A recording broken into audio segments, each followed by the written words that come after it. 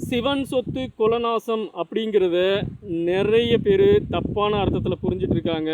நிறைய பேர் கோவிலில் விபூதி வாங்கிட்டு அந்த விபூதியை அங்கே இருக்கிற கிண்ணத்தில் கொட்டிட்டு வந்துடுறாங்க.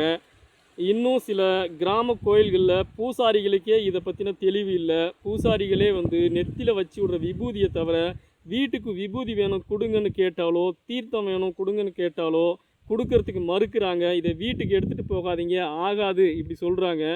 இது மாதிரி இது ஒரு மூட நம்பிக்கை தான். உண்மையிலே சிவன் சொத்து குலநாசம்னா என்ன அப்படின்னா, சிவனோட சம்மந்தப்பட்ட சொத்துக்கள், கோயிலில் இருக்கிற நகையோ பணமோ, இல்லை அதுக்கு சிவன் கோயிலுக்கு சம்மந்தப்பட்ட சொத்து நிலமோ, இல்லை வேறு ஏதாவது ஒரு பொருளோ, இந்த மாதிரி சிவனோட சொத்துக்களை திருடிட்டு அபகரிச்சுட்டு நம்ம இதை வச்சு வாழ்ந்துடலான்னு சொல்லிட்டு வீட்டுக்கு எடுத்துகிட்டு வந்தோம்னா அதுதான் சிவன் சொத்து குலநாசம் அப்படிங்கிறது.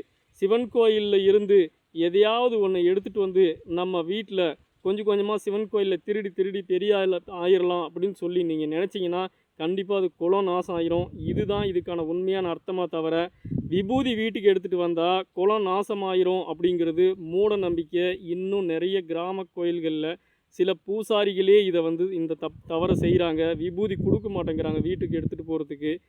இது ஒரு தவறான நம்பிக்கை. இதுக்கு மேலே இந்த மாதிரி செய்யாதீங்க. சிவனோட விபூதிங்கிறது மிக பெரிய ஒரு அற்புதமான விஷயம்.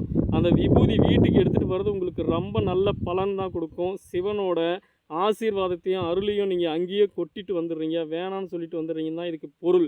நீங்கள் இந்த மாதிரி இதுக்கு மேலே சிவன் கோயிலுக்கோ இல்லை எந்த கோயிலுக்கு போனாலும் விபூதியை கொட்டிட்டு வராதிங்க. இது கூடவே இன்னொரு விஷயம் சொல்கிறேன். சில பேர் விபூதியை வாங்கி அங்கே இருக்கிற சவத்தில், கோயிலோட சவத்தில் தேய்ச்சிட்டு வர்றது, அங்கே ஸ்வஸ்திக் சிம்பிள் போடுறது, இந்த மாதிரியெல்லாம் பண்ணுறாங்க. அப்படியும் பண்ணாதீங்க. அது யாரோ தெரியாமல் கிறுக்குனது. அந்த இடத்துல அது மாதிரி கிறுக்குனா நம்மளுக்கும் நல்லதுன்னு நினச்சிட்டு பண்ணாதீங்க. அது பாவம்.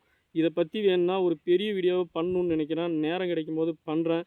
இதுக்கு மேலே சிவன் கோயிலில் கொடுக்குற இல்லை மற்ற கோயிலில் கொடுக்குற விபூதியை தயவு செஞ்சு அங்கே கொட்டிட்டு வராதிங்க, செவுத்தில் கிறுக்காதீங்க.